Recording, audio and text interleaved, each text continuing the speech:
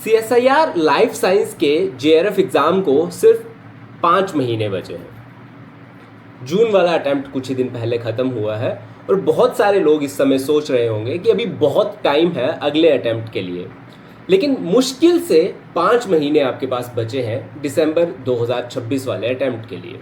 और इस साल तो सिलेबस और एग्ज़ाम का पैटर्न भी थोड़ा बदलने वाला है, तो इसलिए बहुत ज़रूरी हो जाता है कि एक स्ट्रक्चर्ड तरीके से तैयारी आप लोग CSR लाइफ साइंस की अभी से स्टार्ट कर दें, बिकॉज 5 महीने में इतना बड़ा सिलेबस कंप्लीट करना पॉसिबल नहीं है।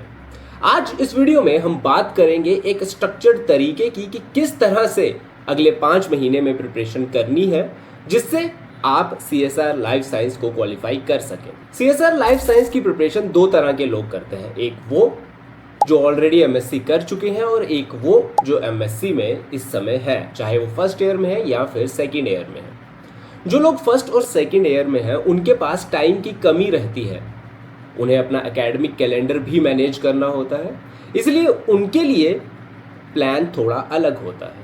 पहले हम बात करेंगे उन लोगों के लिए जो डेडिकेटेडली CSR लाइफ साइंस की तैयारी कर रहे हैं, जिनकी MSc खत्म हो चुकी है।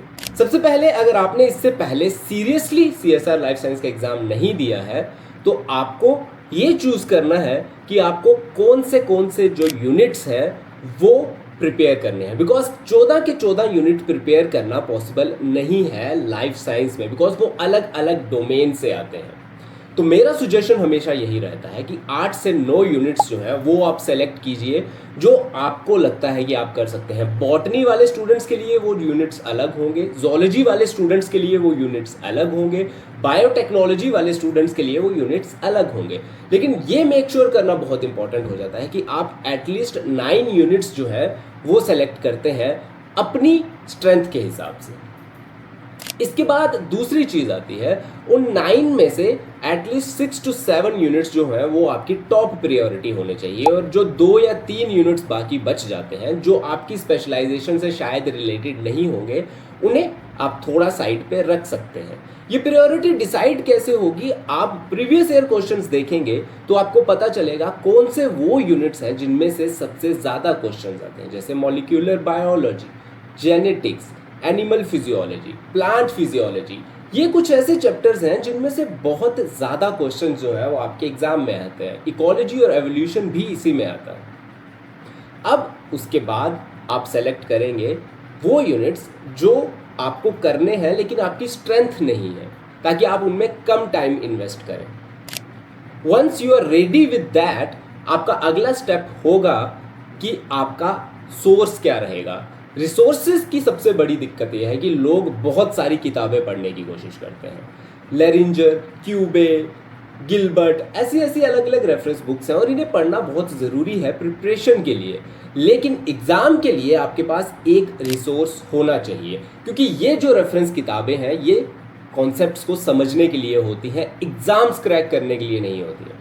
एग्ज़ाम क्रैक करने के लिए एक डेडिकेटेड रिसोर्स, या तो वो आपके MSc और BSc के नोट्स हो सकते हैं, या पाथफाइंडर की किताब हो सकती है, या फिर किसी और कोचिंग इंस्टीट्यूट की किताब हो सकती है। लेकिन ये मेक श्योर करना बहुत इंपॉर्टेंट है कि आप एक डेडिकेटेड रिसोर्स को यूज़ करके इस एग्ज़ाम की प्रिपरेशन कर रहे हैं। यूट्यूब पे भी वीडियोस इस तरह से नहीं देखें कि सिर्फ वीडियोस खत्म हो, पैसिव वॉचिंग बेकार है।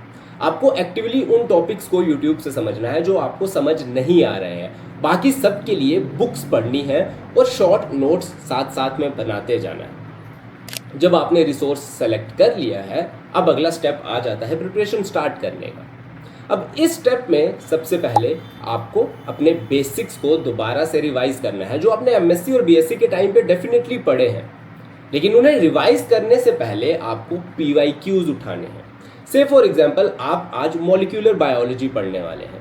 मॉलिक्यूलर बायोलॉजी पढ़ने से पहले एटलीस्ट पिछले 5-7 ऐसे PYQs निकाल लीजिए और उसमें देखिए कि क्वेश्चंस किस तरह से पूछे जाते हैं, सो दैट आपका जो दिमाग है वो मॉलिक्यूलर बायोलॉजी को उसी तरीके से पढ़े जिस तरीके से क्वेश्चंस पूछे जाते हैं। Once you are ready with that, आप मॉलिक्यूलर बायोलॉजी को पढ़िए और उसके बाद उसके MCQs और PYQs सॉल्व करने की कोशिश कीजिए।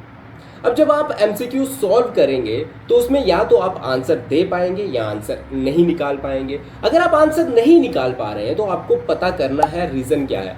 क्या वो टॉपिक आपने मिस कर दिया है, आपके रिसोर्स में अवेलेबल नहीं है, या फिर उसे पढ़ने के बाद भी आप उस कॉन्सेप्ट को अप्लाई नहीं कर पा रहे हैं जिसकी वजह से आप क्वेश्चन सॉल्व नहीं कर पा रहे हैं। बिकॉज दोनों ही केसेस में आपको उसे काउंटर करने के लिए दो अलग स्ट्रेटजीज यूज़ करनी पड़ेगी। अगर तो वो चीज़ आपके रिसोर्सेज में नहीं है तो उसे रिसोर्स में ऐड करना बहुत ज़रूरी है। और अगर ऐसा हो रहा है कि आपके रिसोर्सेज में बहुत सारी ऐसी चीज़ें मिसिंग है जो एग्जाम्स में आ रही हैं तो आपके रिसोर्सेज में दिक्कत है, आपको चेंज करना पड़ेगा। लेकिन अगर बीच में ऐसा आ रहा है तो प्लीज़ अपने रिसोर्सेज को एनरिच कीजिए, उसमें जो कॉन्सेप्ट्स अवेलेबल नहीं है वो डालिए। अब आप ये कर लीजिए। दूसरी चीज़ है कि आपने पढ़ा था और आप कॉन्सेप्ट को अप्लाई नहीं कर पाए। इसके लिए आप YouTube पे वीडियोस देख सकते हैं उस टॉपिक से रिलेटेड, और साथ ही साथ previous year question solved papers जो होते हैं उन्हें पढ़ सकते हैं। और उसके साथ साथ आप चैट जीपीटी का भी इस्तेमाल कर सकते हैं, उसे भी कह सकते हैं कि मुझे ये टॉपिक सही से समझाओ। बहुत अच्छे से एक्सप्लेन वो कर सकता है, बट हाँ कभी कभी गलत भी होता है तो थोड़ा दिमाग उस पर ज़रूर लगा लेना। अब आपने टॉपिक पढ़ लिया, क्वेश्चन पेपर सॉल्व कर लिए, नेक्स्ट स्टेप क्या है? नेक्स्ट स्टेप ये है कि कोई भी टॉपिक पढ़ के 6 महीने के लिए छोड़ नहीं देना है, उसे रिवाइज करना है। अब वो कितने दिन में रिवाइज करना है वो आपके लिए वीकली भी हो सकता है और मंथली भी हो सकता है, वो आपके शेड्यूल के हिसाब से आप रख लीजिए। वीकली सबसे बेटर रहता है, जो भी आपने वीक में पढ़ा है उसे संडे को आप रिवाइज कर लीजिए, वो हमेशा बेटर रहता है। और जो मंथ में पूरा पढ़ते हैं उसके लिए भी 2-3 दिन डेडिकेटेडली रखिए, उसमें उन्हें रिवाइज कीजिए तो डबल रिवीजन हो जाएगी। अब ये सब चीज़ें आप अगले 4 महीने के लिए कर सकते हैं। लेकिन जब लास्ट मंथ आएगा जिसमें प्रिपरेशन आपकी फाइनल स्टेज पे होगी और एग्ज़ाम बिल्कुल नज़दीक होगा, उस समय आपको सबसे ज़्यादा प्रीवियस ईयर क्वेश्चंस सॉल्व करने हैं। उसके हर एक क्वेश्चन को पढ़ना है और क्वेश्चन के साथ साथ उसके हर एक ऑप्शन को भी पढ़ना है, और आपको हर ऑप्शन की भी नॉलेज होनी चाहिए। ये नहीं कि क्वेश्चन देखा, उसका सही आंसर क्या है देखा और मूव ऑन कर गए, नहीं। आपको क्वेश्चन देखना है, आपको उसका सही आंसर देखना है, उसके बाद आपको देखना है ये सही आंसर क्यों है, और साथ में जो गलत आंसर्स है वो क्या है और क्यों गलत है। ये चीज़ें भी बहुत इंपॉर्टेंट होती हैं। अगर आप ये करते हैं तो ऑलमोस्ट 30 से 40% पेपर कई बार प्रीवियस ईयर क्वेश्चन पेपर से ही सॉल्व हो जाता है, और आपको क्वालिफाई करने के लिए 55 से 60% मार्क्स चाहिए होते हैं। तो 40% अगर PYQ से हो जाएगा तो उससे बेहतर क्या चीज़ हो सकती है। इस तरह से आप अपनी प्रिपरेशन को स्ट्रक्चर्ड तरीके से कर सकते हैं। अब चलते हैं उन लोगों की तरफ जो MSc कर रहे हैं। आपके पास टाइम की कमी है, लेकिन एक चीज़ बहुत क्लियर है, आपके MSc में कुछ टॉपिक्स होंगे जो आप इस सेमेस्टर में पढ़ रहे होंगे। पहले तो उन्हें बहुत सही तरीके से पढ़िए, इतना ज़्यादा स्ट्रेंथन कर लीजिए कि जो टॉपिक आपके मिस हो जाएंगे, आपको टाइम नहीं मिलेगा पढ़ने के लिए, उसे कंपनसेट वहाँ से किया जा सके। उसके बाद जो टॉपिक्स आपने पिछले सेमेस्टर में रिसेंटली पढ़े हैं उस पे जाइए, उनकी प्रिपरेशन करिए। नया टॉपिक मत उठाइए। कुछ एकदम से आप अगर बॉटनी के स्टूडेंट हैं तो एनिमल फिजियोलॉजी पढ़ने मत बैठ जाइए, इतना टाइम शायद आपके पास नहीं है। आप अपने प्लांट बायोलॉजी से रिलेटेड चीज़ों को स्ट्रेंथन कीजिए। हाँ, बायोटेक्नोलॉजी, अप्लाइड बायोलॉजी या फिर मेथड्स इन बायोलॉजी जैसी चीज़ों को पढ़ना पड़े। बाकी बायो इन्फॉर्मेटिक्स और बायो इंजीनियरिंग के जो टॉपिक्स इंट्रोड्यूस हुए हैं, अगर उन्हें आप प्रिपेयर करना चाहते हैं तो उनके लिए आपको PYQs देखने हैं DBT के पिछले 4-5 साल के एटलीस्ट, और वहाँ से देखना है कि कौन से जो टॉपिक्स हैं उनमें से क्वेश्चंस आते हैं। अगर आपने बायो इन्फॉर्मेटिक्स कभी नहीं पढ़ी है अपनी लाइफ में तो मैं तो सजेस्ट करूँगा कि आप बायो इन्फॉर्मेटिक्स वाले टॉपिक को छोड़ दें, बिकॉज बहुत ही अलग है। तो ये रहे मेरे सजेशंस। इस तरह से आपको जो है प्रिपरेशन करनी चाहिए आने वाले 5 महीनों में, और 5 महीनों का एक टाइम टेबल बना लीजिए। हर सब्जेक्ट को एक डेडिकेटेड टाइम दीजिए और सबको एक जितना टाइम मत दीजिएगा। कुछ टॉपिक्स जो हैं वो ज़्यादा इंपॉर्टेंट है, जेनेटिक्स बहुत इंपॉर्टेंट है, मॉलिक्यूलर बायोलॉजी बहुत इंपॉर्टेंट है, एनिमल और प्लांट फिजियोलॉजी बहुत इंपॉर्टेंट टॉपिक्स हैं, एवोल्यूशन और इकोसिस्टम से बहुत सिंपल क्वेश्चन आते हैं, लेकिन अगर आप उन्हें स्किप कर देंगे और पढ़ के नहीं जाएंगे तो वो सॉल्व नहीं होंगे अच्छे से। तो ये टॉपिक्स को स्किप कर देना, इन पे ध्यान नहीं देना और फालतू में बायो इन्फॉर्मेटिक्स पे टाइम वेस्ट करना, ये गलत डिसीजंस आपके लिए हो सकते हैं। तो होपफुली आपको ये वीडियो पसंद आई होगी। अगर पसंद आई है तो सब्सक्राइब ज़रूर कर दीजिए चैनल को, लाइक कीजिए इस वीडियो को, अपने कमेंट्स में क्वेरीज डाल सकते हैं आप, मैं कोशिश करूँगा कि आपको आंसर्स दिए जाएँ।